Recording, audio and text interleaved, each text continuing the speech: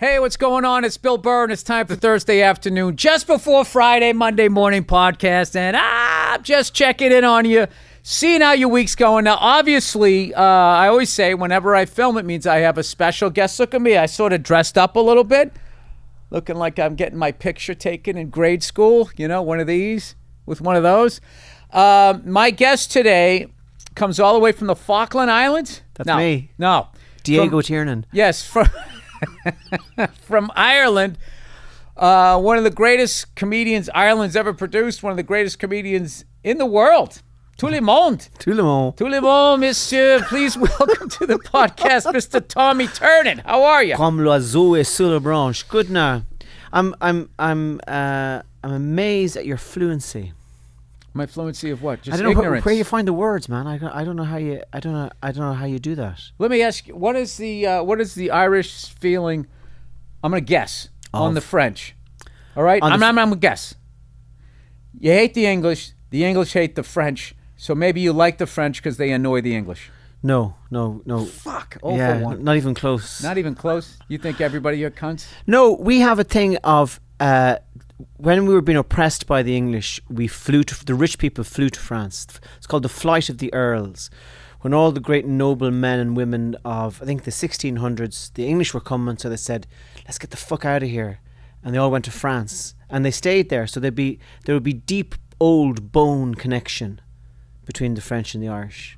But it's not current. We don't have a... No, I get it. So like the guys who were probably in bed with the English probably got a warning that they were coming, and then they went off to with their mistress. Yeah, but that's acceptable in France. Yeah. No, not the guys who were in cahoots with the English.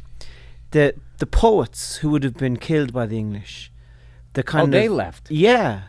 I think you said when you said the Earls, that sounded the like Earls. the Earls, the Dukes. That sounded like but they were there was the aristocracy of talent. Well, you left out the talent part. That was a misdirection. I took that as a taken.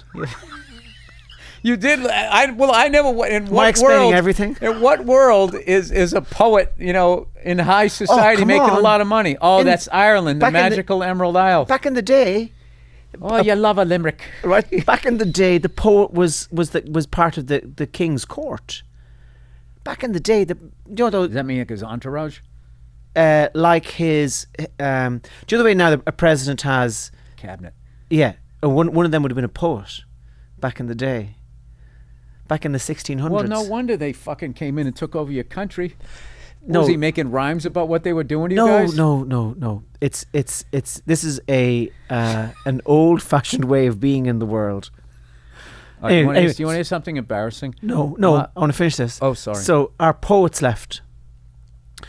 Our fine poets, our earls, and we call it the Flight of the Earls. It's like your rappers. It's beautiful. All the rappers have gone to Mexico.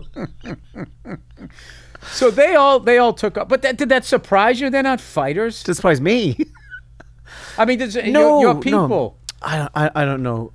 We were so downtrodden. We were so our only lost your earls of poetry. Yeah, our only refuge was the spoken word, really, and music and drink.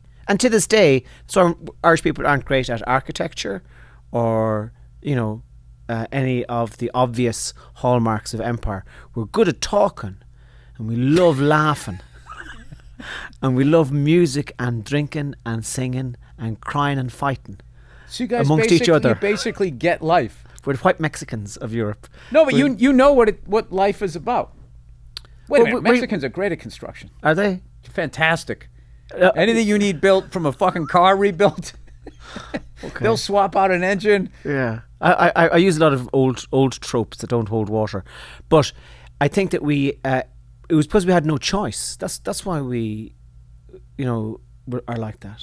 It's not like we had to choose between, being masters of the world and being singers. We had no choice. We had no money. So where does spirit come out when you have no money? When you got nothing, what do you do?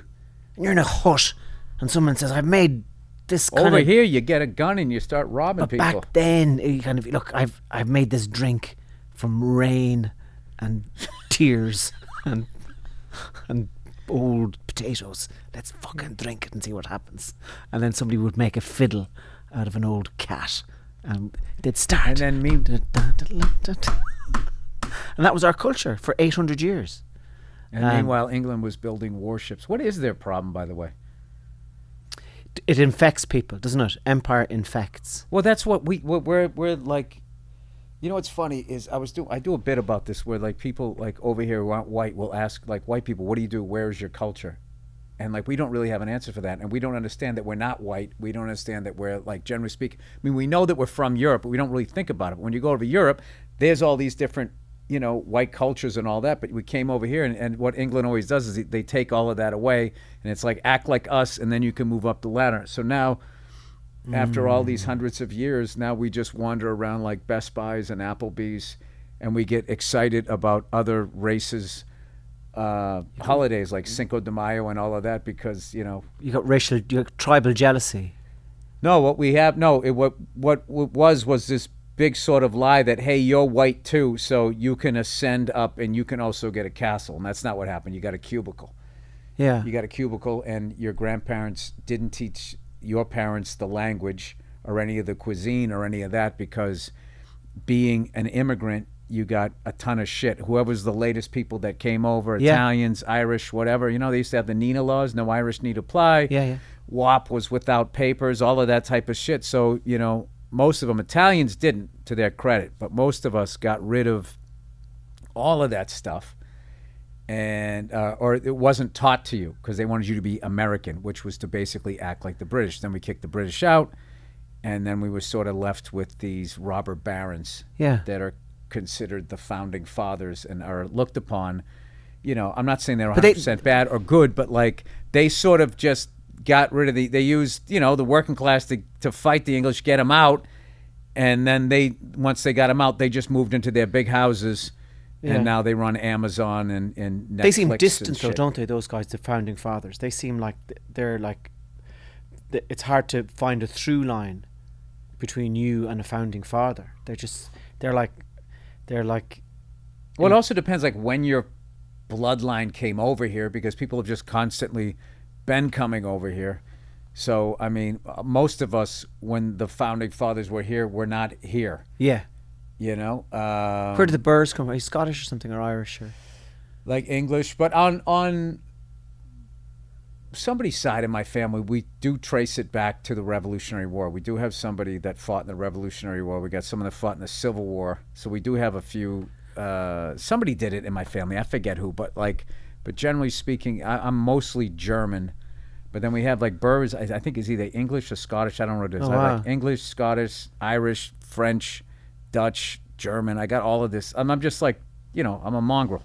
I'm a mutt. I was talking to somebody about this the other day, about old music, you know, about that we have tunes in Ireland that go back hundreds and hundreds of years, and songs that go back hundreds of years. So when you're singing the song, you're kind of reminded of an attitude that was in the country all that time ago. You can kind of inherit it. And I was saying to him, what's the American version of that? What's your... that would be... But he was saying to me it was rock and roll. Blew out a flip-flop. Da-da-da-da-da. Wasting away again in Margaritaville is the closest thing we got. No, he was going, it was 1 for the money, 2 for the show, 3 to get... That's American. Yeah, but that culture. wasn't. That was like... That No? was, but, I mean, it is, but it's also like... You ain't nothing but a... That's Yeah. American culture, isn't it? No. The white culture? Well, I mean, it is. It's stuff that happened, but it's like... It's really like... It's impossible to sit here and try to explain to you what this country is, because you have the propaganda of what it is, and then you have the extreme views of what people think it is, and then somewhere in there you have what it is. Which is indefinable and not one thing. It isn't. So like, there's a lot of people that look like all of that Elvis, Jerry Lee Lewis shit, and they'll be like, oh, you just took that from black people and da-da-da-da-da. And it's like influenced by black people and then went in a completely different direction, Sure. and it sounds nothing like them. But the problem with white people is we don't give them credit. Had we given them credit, then people could look at Elvis more in a way of like, if you watch the Elvis story, like he is like the original, like every single fucking mistake that musicians and performers try to avoid, Yeah. they learned initially from a guy like him. He did every single one of them. He was a teen idol. He made the mistake of getting old, right? Yeah. He didn't, and there was no roadmap on how to do that. He had a crooked manager. Yeah. He got involved in these stupid fucking movies he didn't want to do. He got involved in drugs. He married an underage, whatever, a young chick. He fucking did a residency in Vegas, which is just the death of your career. I mean, you can only spend so long out there before people just forget of you. Yeah, they just forget you. What else? And then he got hooked on drugs. He had a fucking entourage. No one knew how to do an intervention. And this fucking guy dies on a toilet at 42. None of that needed to happen. But nobody knew. And then the next generation, you watch Jimi and Jimi Hendrix and Jim Morrison, Janis Joplin, John Bonham, Keith Moon, and then that's when they're starting to realize, like, hey man, like this stuff doesn't help your creativity. Yeah.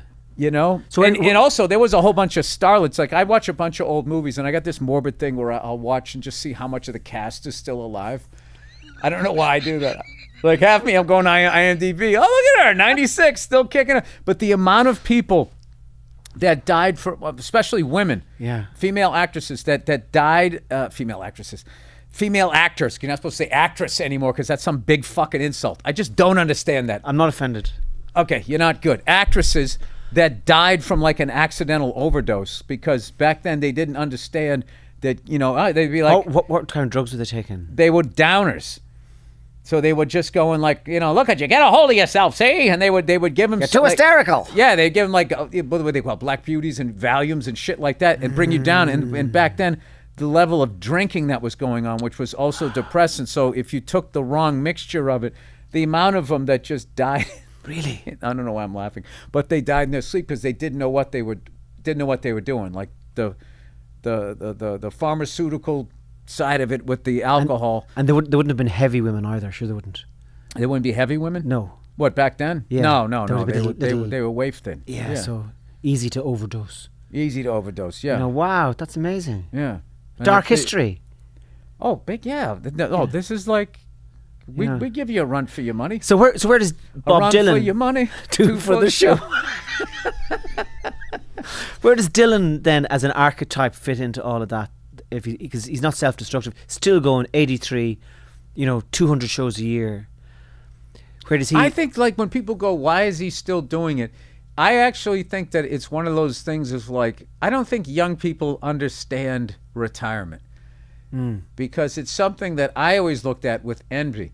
But now as I get older, it's like, okay, so I retire and then what? I just sit around waiting to die? I mean, and I really think that the reason why you hear it all the time that somebody retires and then like 3 months later they just fucking drop dead. In terms of comics now, who do you know people who've retired? I remember meeting Jackie Mason on the street and he was 77 and still doing it. And he was great too. An amazing comic, amazing. I had an old girlfriend on my birthday took me to go see him. Oh yeah. It was unbelievable. I saw him in the late 90s. Just the rhythm was... He did like 40, 50 minutes and then took an intermission and then came out and did another hour. And the only guy I saw do something like that was flaking on his name there. The great Scottish guy. Billy Connolly. Billy Connolly. Yeah. And he had no intermission. Oh, yeah. And he just was up there. I saw him in New York with my wife and was just this absolute, like... spitting here, absolute force of nature. Yeah. He went up there, big lion's mane of hair, and he's a big guy. Yeah. And he's got that big Scottish accent and everything, and he was just telling all Hello! of these... Oh, my God. I was just like... Just this sheer, stage presence of him was making me laugh, not laugh at him, I was laughing at the fact that I thought I was doing... this same job that he was doing. So it's a different thing. So when I saw you in Dublin a few years ago, which was one of the best stand-up shows that I've ever seen, it was a phenomenally... It's a bulletproof hour. Okay, so it's kind of like... Tell that to the critics. Okay. They fucking destroy me. But it's a relentless, highly honed, just bang, constant tension and release. But Billy's thing is different. Billy goes out and there's no, he says, some of these stories go on and on and on, and you realise when I finish them that the punchline was at the beginning. Yeah. So it's not the same thing as what you're doing, in the sense that there's a cultural difference there that maybe, I remember listening to Lenny Bruce at Carnegie Hall. It's the same thing. He's gone out, he's talking about this, he's talking about that. It's not, whereas stand-up now just seems to be a lot more bang, bang, bang, bang, bang, bang. I remember going to see Louis C.K. one time, and a show with no fat on it is how you describe it. Billy just comes from a different tradition of going on and long stories. So it's not that you're not able to do it. It's just the podcast. Well, I think the podcast is that. What podcast? Your podcasts are just, what the fuck is this about? And what the fuck is that about? And hey, fucking, are the Armenians of a church now? The fucking Armenians? The fuck, where are they from? Armenia? What you're doing in the podcast is the same as what he's doing on stage. I'm limited. We're all limited. Yeah. To what are you limited? I just look at shit and I make fun of it. I mean, there's really no formula to it. And especially if I see a bunch of people enjoying something, it's like, oh, I got to make fun of that just to annoy them. And then I just know, as much as they're getting annoyed, I know there's an equal amount of people enjoying watching me annoy them. I'm saying to you, it's not 100 miles away from what Billy's doing.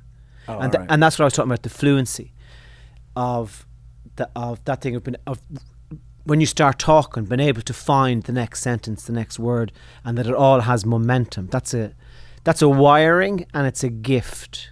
It's actually it's just more comfort, because everybody does what I'm doing off stage. What it is when you get on stage and there's a microphone and holy shit, everybody's looking at me, and it's like, now do it. Like, I know a number of people that are unbelievable at impressions that aren't in the business, but if you put them on the spot, then no, I can't, and they get all in their head and they get all like freaked out, which I think, that happened to me when I was early as a comedian, like, not trying to figure out how to do it. I was just so freaked out I was on stage. But eventually, if you do it long enough, you get as comfortable on stage as you are off stage. So it just becomes like, when I saw Billy Connolly, it was like when he did hello, it's like some guy walked into your favorite guy. Sure. Oh, good, Billy's here. And then it would, like, when your buddy comes walking into a bar, there's, okay, man, let's go, Tommy, let's give me something. It isn't. Yeah. How was your day? Blah, blah, blah. You're just shooting the shit. And then eventually, bam, the laugh comes. And then people just start tagging shit on it. And then it just gets bigger and bigger. Then you and all of your friends are laughing. So my thing I was just trying to get as comfortable on stage as I was off stage. And are you there? Yes.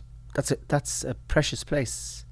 Yeah. It really is. And I stay there unless I think, why are they laughing? Because there's a lot of times, like, I don't necessarily write jokes as much as I just say what I'm thinking about something. And then, I know that I'm saying it in like a funny way, but it's like, I'm not thinking like set up, punch, set up, punch, set up, punch. I'm thinking about the point I want to make, and then how I want to make it, and how I think I have to do it. Like, I think a lot of times now, I just think crowds are more educated in comedy than they ever were, because they post things on social media and they get instant feedback. So they start to learn what plays and what doesn't. Like, it's in a way, it's kind of like everybody's in show business. So I find you have to disguise it. You gotta hide the left turn more than you had to. And are you aware of being? Wait, I'm supposed to be interviewing you here. Eventually. All right. Are you aware of being in form? What does inform mean? Like in a good rhythm. Like when I was talking my home life's in a good place, so my act is in a good place. If that makes sense. Wow. So here's another thing. What's the link between sex? Although I did piss off my wife before I came here. What's the link between sex and creativity? So I was reading this thing recently, and it was saying that, sometimes, like, I remember once, I just met this girl. We just started having loads of sex. I love your accent, dude. Like there was, as an old man said to me, there was spunk flying all over the place. But we were having loads of sex, right? And my stand-up was brilliant. And that I remember William Butler Yeats, the poet. Well, it puts you in a better mood. That's why boxers abstain. Is it just that? Is it just a mood thing? thing? Nuts into the ring. What the fuck did I do with my water? Did you go water? No. I guess we're going no water here. All right. But William Butler Yeats, the great Irish poet, when he hit his 60s, he stayed. He didn't go to France like those. He earls. stayed. Well, he was one of the those fucking earls of poetry. He was one of the first guys that got this thing called a Steiner operation, which was highly unusual in the 1930s, where he could get an erection. So he was so tied in to the horn and the poem that there'd been a connection between the erection and the finished product, that he went as far as to have an operation to make his dick hard the whole time or something. I don't know. I don't know how it worked. This sounds like one of those fairy tales you guys tell. Really? No, it's not. So I'm curious as to. Once was a guy from Kilkenny who got fed up taking bennies. He gave the doctor a penny. He fixed his fucking Lenny. Now he fucks every chick on the block.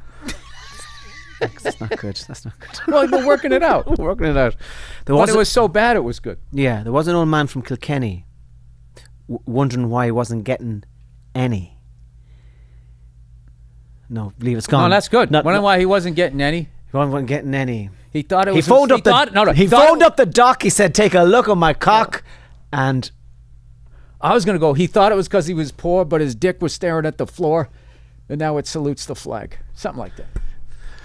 Anyway, I'm asking you could be like a about lost the link between orgasm and work. And I don't know if it's the same for like mechanics and stuff like that, but in the creative arts, I think there's a connection between the constant flow of semen and producing good work. I'm just throwing it out there. Yeah, just as that old guy said, just spunk all over the room. Just spunking up all over the place. Yeah, so, but why? You know what it is, but also the need for human connection. Because then, what you could actually do to streamline your life is become single and just jerk off in the morning, and then all this creativity would come. But the fact that you don't you need that human connection. The ego needs you to understand that you're still fuckable, or some chakra opens, or something. But that's interesting. When I asked you, you said, "Well, my home life is good, so my work is going well." And I think there's a connection. I think when you're making love to your lady a lot, or not loads, but enough times. When you're making love to your lady. That I'm not Jamaican, man. When you put it through the beef curtains. Or whatever. And you know that. I didn't say I could do accents. A chakra or something opens, and it makes you more playful. Are you teaching a yoga class now? Like, what is going on here? Am I confusing you? No, but I like that you went there. Yeah, well. That you thought you were so elevated that I was over here just in this fucking just dark closet of what is he talking about? That's what I think. I think that you know, that. So, well, okay, well then I got to ask the obvious question. How is your creativity these days? I'm not great at the minute. That's okay. So I found something that's been helping me with my anger, although I am regressing a little bit, but I am fighting it tooth and nail. So I saw this thing. I've been talking about this on the podcast because I think that there's a lot of angry guys that listen to my podcast and they relate to me because of my issues. But like and then they relate that I'm trying to work on it. And then there's other ones. Oh, you were funny 10 years ago, like the fucking townies, like don't move on with your life, stay the way you are. I saw this thing from George St. Pierre, the Hall of Fame UFC fighter. Yeah, he was just talking about road rage, and he was saying that when you feel it coming on, do a big inhale and then an exhale. And I'm thinking like, all right, this is just some fucking yoga shit, right? And then he goes, and then smile after. Yes. Force it? Exactly. You force it. No, not like that. That's pain.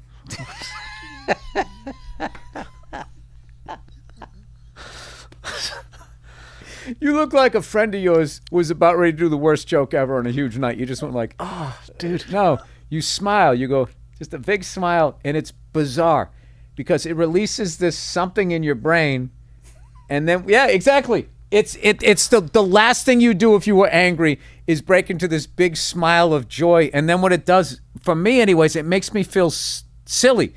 I look at myself at how silly I am. Like today, I went to the gym, and I pull in, and there's no parking spots, and I had like a fucking mini meltdown.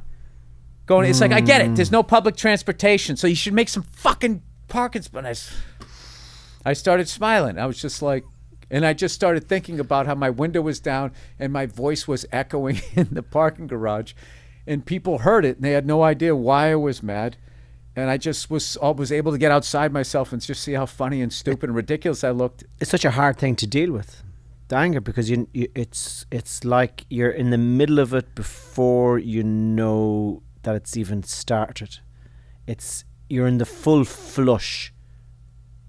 Yeah, that's if you have like the hair trigger Irish, because you guys, I think I'm wired like you guys, where like I go from like 0 to through the fucking roof, and by the time I look down and see my house disappearing is when I realize that I've lost my temper and it's too late, and there's already people.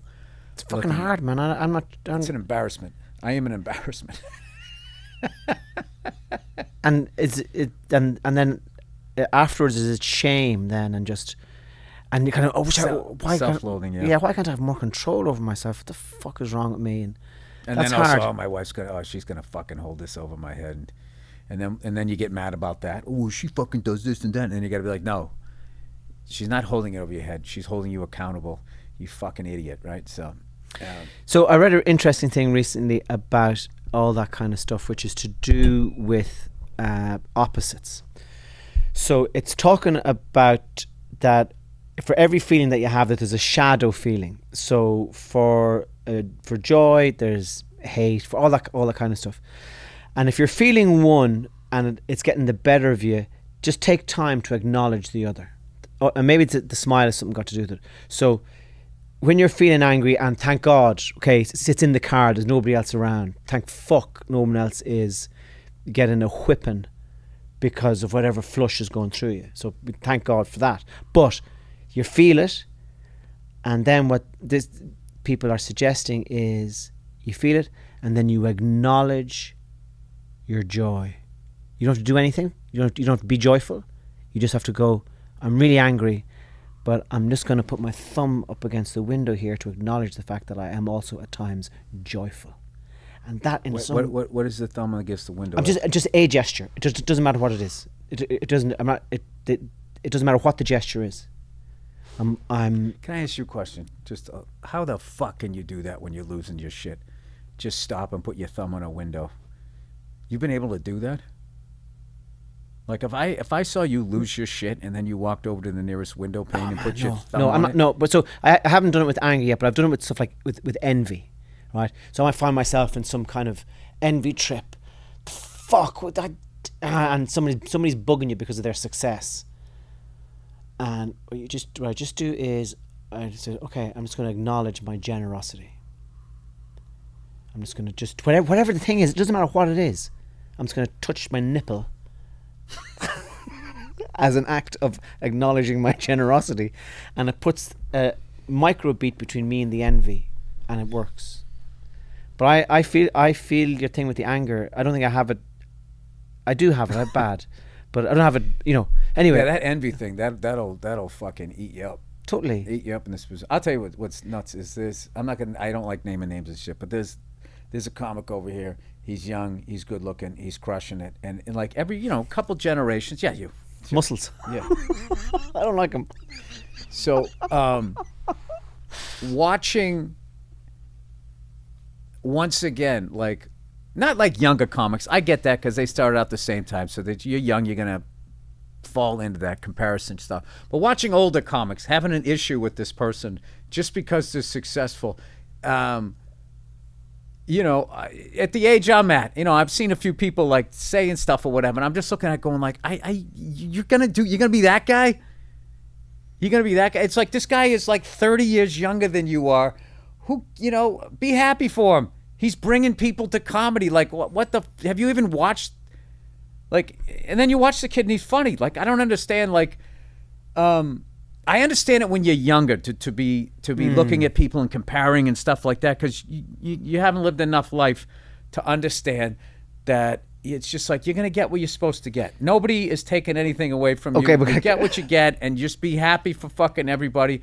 And then also, like, you know, there's that funny thing where, like, if somebody books something big, you know, it's very easy from afar to be like, fuck, I wish I got that. And then it's just like, then you get the gig and you're like, oh my God, I have to do all of this fucking work. And then they're in the gig looking at you sitting in a coffee shop in the morning with no call time going, fuck, I wish I could go sit down and have some bacon and eggs. Yeah. But I got to be here at fucking, 4 and 5 in the morning. So there's two things, right? First is that when that's a generous thing, right? I'd say, well, that person is bringing happiness and let them have that and just be joyful. So what you have to do then is you have to acknowledge your envy.